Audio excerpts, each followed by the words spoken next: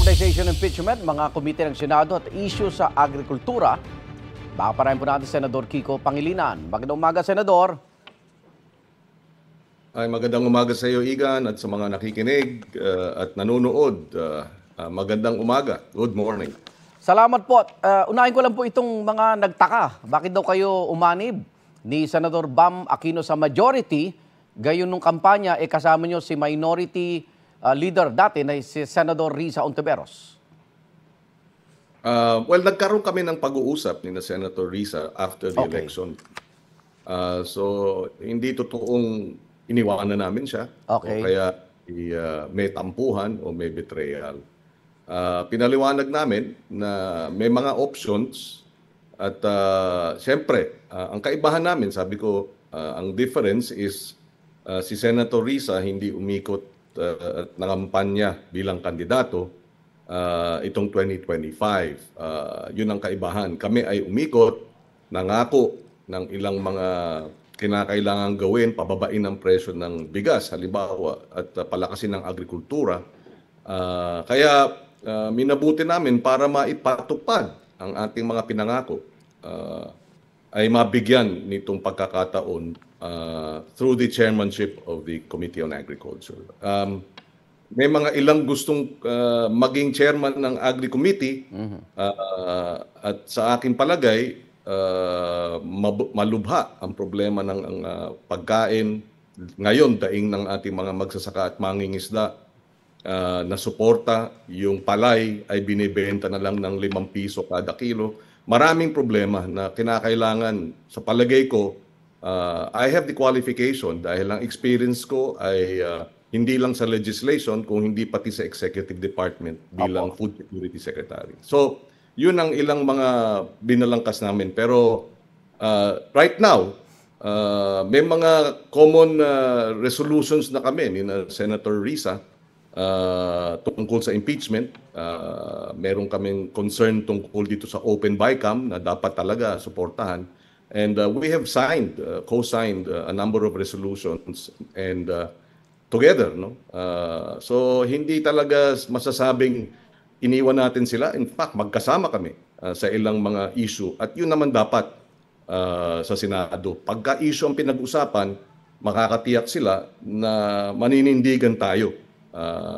At malamang sa hindi, we will probably be on the same side of many issues with Senator Risa. Okay, bilang chairman po ng Committee on Agriculture, talagang malaking problema ang presyo ng mga bilihin. Yung 20 pesos sa bigas, anong plano ng committee ninyo? Well, unang-una, naghain na tayo ng gusto nating rebisahin ang rice tarification law. Dahil nga ang pangako ng rice tarification law ay bababa ang presyo ng bigas ng hanggang 7 piso kada kilo. Opo. Ngunit hindi ito ang nangyayari, no? At apektado ang ating local farmers dahil umabot ng hanggang 4 million na metric tons ang ating inimport. At siyempre ito'y malaking dagok sa ating mga local farmers, rice farmers. So yan ang mga isa yan.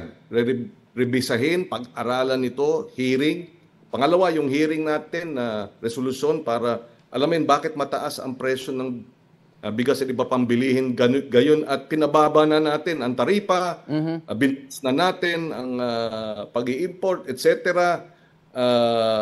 Pero nandiyan pa rin yung mataas na presyo at nais natin busisiin ito. Opo. Bukod sa Agriculture Committee, may iba pa kayong komite na nais pamunuan, Senador?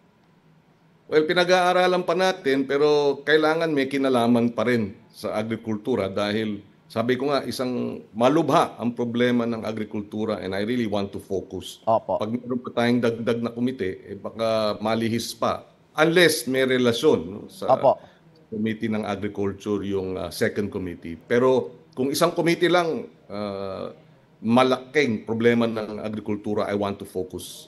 Talagang kailangan tutukan talaga. Nabanggit nyo yung impeachment. Ano bang posisyon nyo dito sa kabila ng naging desisyon ng Korte Suprema na unconstitutional yung ika-4 na articles of impeachment?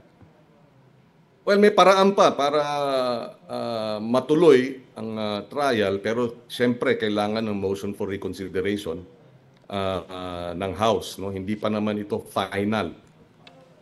Pwede pang mag-MR dahil alam mo merong usapin, may legal na doktrina itong tawag dito sa Civil Liberties Union versus Executive Secretary, na pag ini-interpret natin ang saligang batas, sabi ng Korte Suprema sa kaso, dapat hanggat maaari ma-harmonize.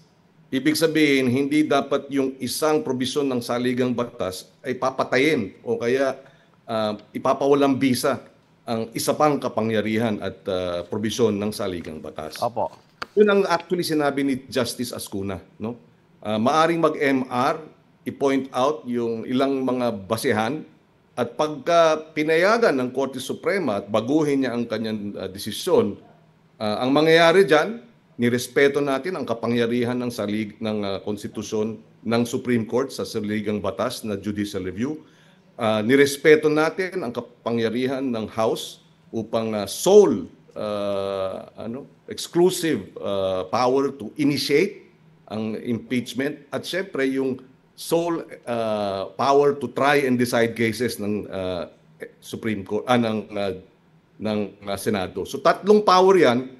Pag nag-reconsideration at pumayag ang Supreme Court, magkakaroon ng valid and binding effect yung tatlong probisyon ng saligang batas. Apo. Na dapat ideally ganyan para walang constitutional crisis. Okay, balikan natin yung SONA. Satisfied ba kayo sa bahagi ng agrikultura, yung paghabol sa mga hoarders, smuggler ni Pangulong Bongbong Marcos? Well, tayo ay sang-ayon tayo, no? Dahil inunan niya. Yun, malaking bagay yun. Inunan niya ang agrikultura sa kanyang SONA. Ibig sabihin, makikita mo yung priority niya. Pero kinakailangan talaga, ang naging karanasan ko sa executive department, pag hindi mo tinutukan ng husto, yung mga bitiw na salita, baka magkalimutan. Di ba? So tutulong tayo in that regard dahil sabi niya, habulin ang mga smuggler, habulin itong mga hoarder, sampahan ng kaso. We can do oversight, paimbestigahan natin bakit mataas ang presyo ng pagkain dahil nariyan ang nag-hoard, nariyan yung mga importation na sinasamantala. Nagtataka nga ako, Igan 2016 pa ata, 2016, yung itong economic sabotage, ang smuggling, pag 10 million. Bob, mula pa noong 2016 hanggang ngayon, at non-bailable, hanggang ngayon wala pang nakukulong na smuggler Bakit? Di ba? Tapos pagka binasa mo yung dyaryo, makikita mo yung mga nire-report na nakumpiska, 9.7 million, 4 million, 8, walang 10 million. Sabi ko, teka muna, kala ko ba... Parang sadya, So, yun ang gusto natin busisiin. At babalikan ko, maraming target si Presidente, pero ang experience ko sa Executive Department bilang Food Security Secretary, kailangan tutukan ito para mangyari. Otherwise, baka sa dami ng ginagawa, baka magkalimutan. So, tutulong tayo sa pagtutok. Ang isang dapat sana niya sinabi, dahil nga ang daing ng ating mga magsasaka, lalo na ang presyo ng palay, 5 piso na lang, 1 kilo binibili. Tapos tamaan pa ang mga magsasaka ng bagyo.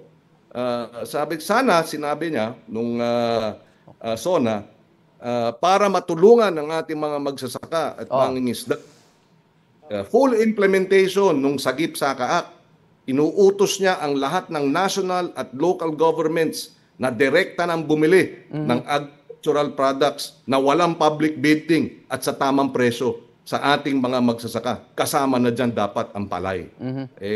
Sana mahabol pa dahil bubusisiin pa rin natin at tututukan natin sa darating na mga araw ito.